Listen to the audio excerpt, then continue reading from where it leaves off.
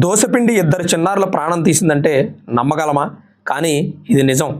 గుజరాత్లోని అహ్మదాబాద్లో విమల్ అనే వ్యక్తి ఏప్రిల్ 1న స్థానికంగా ఉన్న ఘన్శ్యామ్ డైరీలో దోసపిండి కొనుక్కొచ్చారు. మరుసటి రోజు ఉదయం ఆ పిండితో దోశలు చేసుకొని ఆయన భార్య అలాగే 4 సంవత్సరాల వయసు ఉన్న పెద్ద కూతురు తిన్నారు. ఆ తర్వాత కాసేపటికే వారి ముగ్గురికి వాంతులు మొదలయ్యాయి. తల్లిపాలు తాగిన 4 నెలల చిన్నారి కూడా అస్వస్థతకు గురైంది. అక్కడి నుంచి వారి కుటుంబాన్ని ఆసుపత్రికి తరలించారు.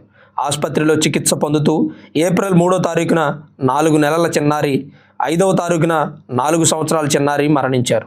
మున్సిపల్ అధికారులు పిండి నమూనాలను సేకరించి ల్యాబ్కి పంపారు. రిపోర్ట్స్ వస్తే మరణాలకు గల కారణం ఏంటనేది స్పష్టంగా తెలుస్తోంది. అయితే మరోవైపు డైరీ యజమాని శ్యామ్ మాత్రం అదే రోజు నేను 100 మందికి పిండి అమ్మాను, ఎవరికి రాని సమస్య వీరికి వచ్చింది, కావాలంటే నేను అమ్మిన మిగిలిన వారిని కూడా అడగండి, వారిలో ఎవ్వరికీ సమస్య లేదని వాపోతున్నాడు. అసలు చిన్నారుల మరణానికి గల కారణం ఏంటనేది ఇంకా తేలలేదు.